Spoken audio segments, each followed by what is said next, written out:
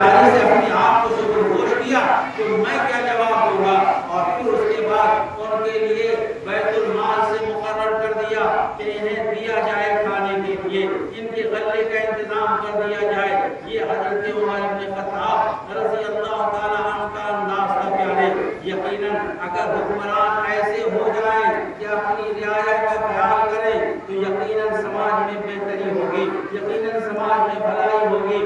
آج کا حال تو یہ ہے کہ حکمران اس انداز سے رہتے ہیں کہ جو اگر وہ کچھ دیتے بھی ہیں تو حقدار تک پہنچتے پہنچتے جی 100 روپیہ 10 روپے میں رہ جاتا ہے، اتنا کمیشن خور رہتا ہے، ادھر سے ادھر سے ادھر سے جدھر سے دیکھو وہ جانے والا رہتا ہے، مشکل سے آ کر پہنچتا ہے۔ لیکن قربان جاؤ حضرت عمر کی خلافت پر کوئی بیچ میں واسطہ نہیں، کوئی بیچ میں کوئی رابطہ نہیں ہے۔ حضرت عمر کی پیٹھ ہے اور وہ غلہ ہے اور وہ ضعیفہ کی ضرورت کو پوری کر رہے ہیں۔ یہاں سے یہی سبق ملتا ہے میرے پیارے، اگر کسی کو کوئی ذمہ داری دی جائے، تعلیم کی ذمہ داری ہو، انتظام کی ذمہ داری ہو یا کسی اور چیز کی ذمہ داری ہو، ہر شخص کو اپنی ذمہ داری کا ادا کرنا چاہیے، اور جو بھی اپنی ذمہ داری سے کہیں نہیں کرے گا، اگر کسی کو کسی چیز کا ذمہ دار بنایا گیا ہے، اگر اس میں کوتاہی کرے گا تو رب کی بارگاہ میں اس سے پوچھا جائے گا، رب کی بارگاہ میں اس سے سوال ہوگا۔ حق تو یہ ہے کہ اگر ہمارے بچے ہمارے رہتے ہوئے بگڑتے ہیں تو رب ہم سے بھی اس بات کا سوال کرے گا۔ آقا کریم نے ارشاد فرمایا کلکم راعٍ وکلکم مسئول عن رعیتہ، تم میں کا ہر شخص نگہبان ہے اور ہر شخص سے اس کی نگہبانی کے بارے میں پوچھا جائے گا، اس کی نگرانی کے بارے میں پوچھا جائے گا۔ کبھی تو قرآن کریم کی ایک آیت کریمہ پر نگاہ جا کر ٹھہر جاتی ہے، نگاہ جا کر ٹھہرتی ہے، جہنم سے سب کو بچانا ہے نا، جہنم سے سب کو بچانا ہے، جہنم سے سب کو دور رکھنا ہے، جہنم سے بچنے کی سب کو دعا کرنی ہے۔ لیکن ایک آیت کریمہ جو ہے یا ایھا الذین آمنوا قوا انفسکم واہلیکم نارا، یہ ایمان والو اپنے آپ کو اور اپنے گھر والوں کو جہنم کی آگ سے بچاؤ۔ گویا اس آیت کریمہ نے مزاج دیا کہ انسان سب سے پہلے تبلیغ جو کرنا شروع کرے وہ اپنی ذات سے کرنا شروع کرے، اور اس ذات کے بعد اگر کچھ اور کرنا ہے تو اپنی اولاد سے کرے، اپنے گھر والوں سے کرے۔ جب انسان اپنے طور پر اچھا ہوگا، اس کا گھر اچھا ہوگا تو پھر اس کی بات میں بھی دم ہوگا، اس کی بات میں بھی اثر ہوگا، اور دم ہو کہ نہ ہو کم سے کم یہ تو ہوگا خدا کے حکم پر عمل ہو جائے گا جو رب نے کہا ہے اپنے کو بھی جہنم کی آگ سے بچاؤ، اپنے گھر والوں کو بھی جہنم کی آگ سے بچاؤ۔ حضرت عمر رضی اللہ تعالیٰ عنہ یہ وہ صحابی ہیں تو حضور کے مراد، سارے صحابہ حضور کے مرید ہیں، سارے صحابہ حضور کے مرید ہیں، اور حضرت عمر حضور کے مراد۔ یہ مرید اور مراد، مرید تو جانتے ہی آپ لوگ، مرید کسے کہتے ہیں وہ تو بتانے کی ضرورت نہیں ہے، لیکن حالات ایسے ہیں کہ اس میں بھی بتانے کی ضرورت ہے۔ آج مرید بھی مرید ہو کر جو کرنا چاہیے وہ نہیں کرتا۔ مرید ہوتے تو کہتے توبہ کی میں نے ہر چھوٹے بڑے گناہ سے۔ جب توبہ کیا اور توبہ پہ قائم نہ رہے تو اس توبہ پہ بھی توبہ، یہ توبہ کر بھی لیا۔ حقیقت میں مرید ہونا کسی خاص پرسن، کسی خاص شخصیت کو گواہ بنا کر توبہ کرنا۔ آدمی اکیلے میں توبہ کرتا کوئی بات نہیں، کبھی کبھی دیکھتے ہیں اگر اپنے سماج میں کوئی جھگڑا ہو جاتا ہے، لفڑا ہو جاتا ہے اور حل نہیں ہوتا، کچھ کسی نے لے لیا ہے اور کہتا نہیں لیا، یا نہیں لیا ہے نہیں دیا ہے، کہتا ہم نے دے دیا ہے، تو ہم اور آپ کہتے چلو مسجد میں گھس کے کہہ دو، مزار پہ چل کے کہہ دو۔ ارے یہاں کہے گا تو کیا ہو، سب تو اللہ کی زمین ہے، سبھی اللہ کی زمین ہے، لیکن آپ اسے بیت اللہ میں لے جاتے ہیں، کبھی بیت اولیاء اللہ میں لے جاتے ہیں، کبھی مسجد لے جاتے ہیں، کبھی درگاہ پہ لے جاتے ہیں کہ وہاں چل کے کہہ دے، وہاں چل کے کہہ دے، کہیں سے بھی کہہ دیتا، لیکن وہاں چل کر کہلانے اس لیے لے جا رہے ہیں کہ وہ خاص جگہ ہے، کیا ہے وہ خاص جگہ ہے، وہ خاص مقام ہے، وہ خاص ایریا ہے جہاں کہنے کے لیے آپ لے جا رہے ہیں۔ آپ کو بھی یقین ہے کہ अगर झूठा होगा तो वहाँ नहीं जाएगा, झूठा होगा तो वहाँ नहीं जाएगा। लेकिन आज तो आदमी चंद टकों के लिए इमाम को भेज रहे, तो ये मस्जिद क्या काबतुल्लाह में भी कहे, वहाँ भी जाकर के कह दे। जिसने अपने आप को पैसों ही का पुरस्कार बना लिया हो, जिसने समझ लिया हो कि रुपया ही सब कुछ है, पैसा ही सब कुछ है, हाँ रुपया बहुत कुछ है लेकिन सब कुछ नहीं है, और बहुत कुछ भी वो रुपया है जो रुपया हक के रास्ते से आया हो, जो रुपया शरीयत के रास्ते से आया हो, जो रुपया उस तरीके से आया हो जिस तरीके से आका करीम सल्लल्लाहु अलैहि वसल्लम और इस्लाम ने हुक्म दिया है। तो आदमी उसी तरह से तौबा तो रोजाना करता है, लेकिन किसी के हाथ पर तौबा करके अपने बड़े बुजुर्ग के सामने गोया उनको गवाह बना लेता है कि मैंने इनकी मौजूदगी में तौबा किया है, इनके हाथ पे तौबा किया है। मैंने जब तौबा किया है तो कम से कम कुछ उसका अक्स तो होना चाहिए, कुछ उसकी झलक तो होनी चाहिए, और सबसे पहला अक्स और झलक ये हो कि हमारे अखलाक और किरदार अच्छे हो जाए, हमारी जबान अच्छी हो जाए और हमारी सोच अच्छी हो जाए। आज दोनों गड़बड़ है, सोच भी गड़बड़, जबान भी गड़बड़, क्योंकि ये जबान जो होती है इसी सोच से, सोच जैसी होती है जबान वैसी ही होती है। तो हमें चाहिए कि हम अपनी सोच को अच्छी करें। हमें चाहिए, आका करीम सल्लल्लाहु अलैहि वसल्लम ने इरशाद फरमाया है, बुखारी की हदीस है, ला युमिनु अहदुकुम हत्ता युहिब्बु लिअखीहि मा युहिब्बु लिनफ्सिही, कि तुम में का कोई उस वक्त तक ईमान वाला नहीं हो सकता जब तक कि अपने भाई के लिए उस चीज को पसंद न करे जो अपने लिए पसंद। आज हम अपने लिए क्या पसंद करते हैं? इज्जत, शोहरत, वक़ार, दबदबा, बड़ापन, बड़ा मकान, बड़ी गाड़ी, ये सब कुछ अपने लिए पसंद करते हैं। तो अगर हम नबी कौन मकान सल्लल्लाहु अलैहि वसल्लम की हदीस पाक की रोशनी में सच्चे मोमिन, कामिल मोमिन होना चाहते हैं, तो जो हम अपने लिए पसंद करें वही दूसरों के लिए पसंद करें, वही।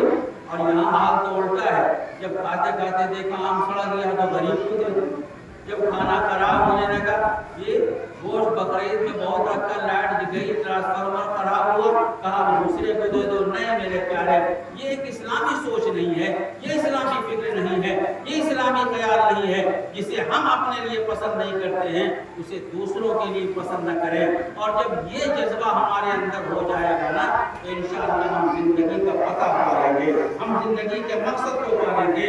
पहले कम अज कम इतना ही तो हम करें, फिर नमाजें भी होंगी, रोजे भी होंगे, हज भी होंगे, ज़कात भी अदा की जाएगी, लेकिन सबसे पहले इंसान अपनी सोच और ज़बान को अच्छी बनाए और किब्र व अना को अपने अंदर से निकाल कर बाहर, तकब्बुर व घमंड को अपने अंदर से बाहर कर दे। ये वो चीज़ है जो इंसान को दुनियावी एतबार से भी बेवफार करती है और आखिरत में बेवफार करती है। बहरहाल मुझे बहुत शॉर्ट खिताब करना है, 20 मिनट तो हो ही चुका होगा जी, आधा घंटा ही बोलना, 8 बजे तक ये प्रोग्राम चलेगा। और इसका मकसद यही है इस प्रोग्राम का, ताकि पता चले कि जैसे 10वीं मुहर्रम को सैयदना इमाम हुसैन ने अपने पूरे खानदान के साथ शहादत का जाम नोश किया, उसी तरह से जी ये पहली मुहर्रम की जो तारीख है, ये वो तारीख है जिस तारीख को सैयदना उमर इब्न खत्ताब रज़ियल्लाहु ताला अन्हु को शहीद किया गया।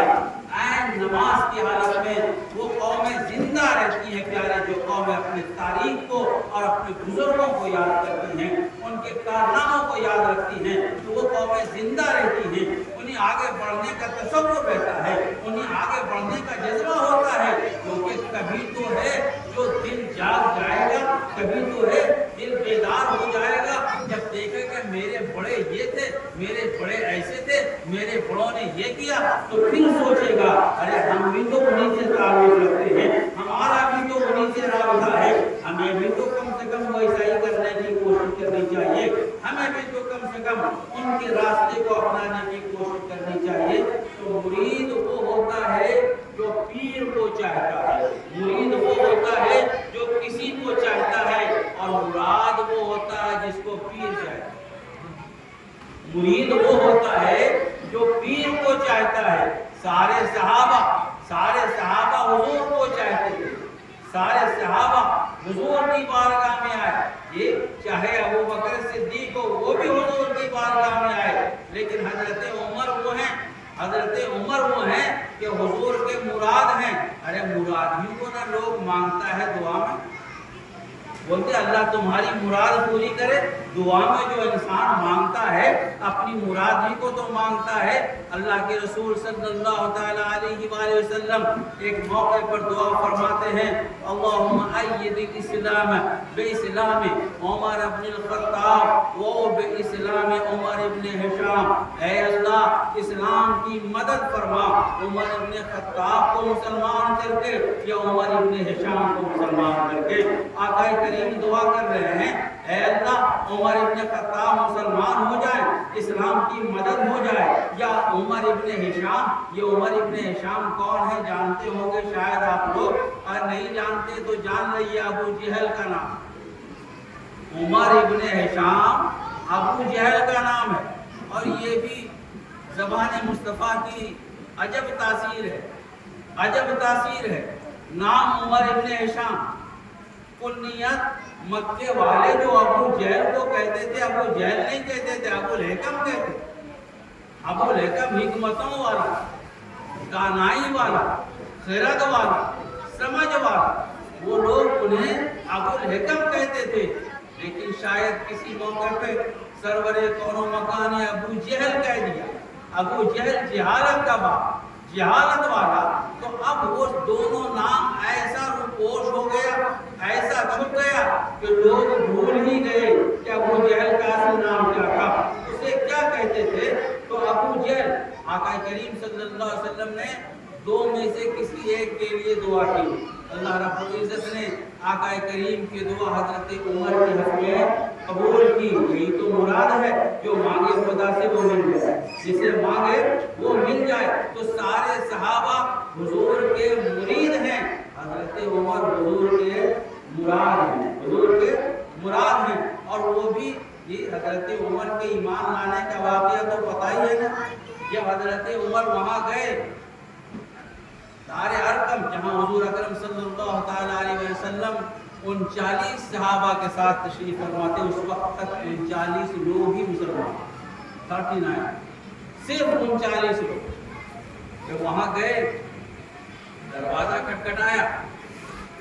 اس کے 3 دن پہلے حضور کے چچا عظیم بہادر حضرت حمزہ رضی اللہ تعالیٰ عنہ، لوگوں نے کہا کہ عمر ہے، ہاتھ میں تلوار بھی ہے. حضرت حمزہ نے کہا دروازہ کھول دو، اگر اچھی نیت سے آ رہا ہے تو ٹھیک ہے، ورنہ تو اسی کی تلوار سے اس کا کام کر دیا جائے.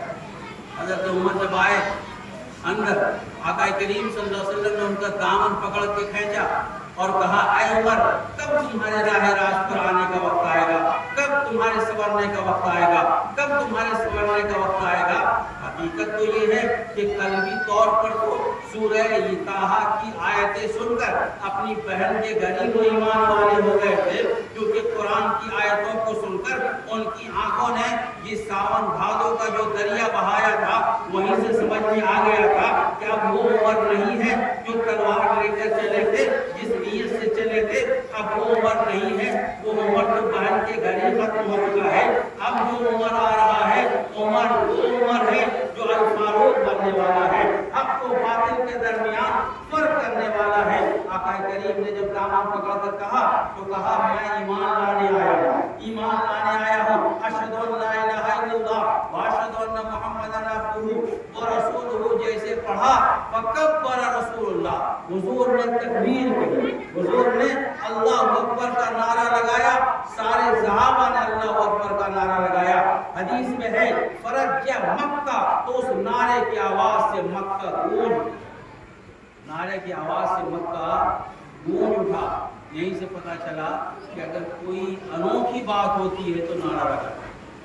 بات پہ ہر بات پہ نعرہ نہیں کہ ادھر سے نعرہ لگاؤ ادھر سے نعرہ لگاؤ، وہ لگوانا الگ بات. عجیب بات جب ہوتی ہے تو اب خود نعرہ، اور یہ نعرہ لگانا حضور کی سنت ہے صلی اللہ علیہ وسلم. اور وہ صحابی کتنا عظیم ہوگا جس کے ایمان لانے پر آقا خود نعرہ لگائیں، اور اس نعرے کا جواب خود صحابہ کرام نے. یہ نعرہ تکبیر کی آواز تکبیر کی آواز بلند کی حضرت عمر کے ایمان لانے پر۔ حضرت عمر رضی اللہ تعالیٰ جب ایمان لے آئے، پوچھا یا رسول اللہ آپ جو دین لائے وہ سچ ہے؟ کہا بالکل کتاب حق ہے، بالکل حق ہے۔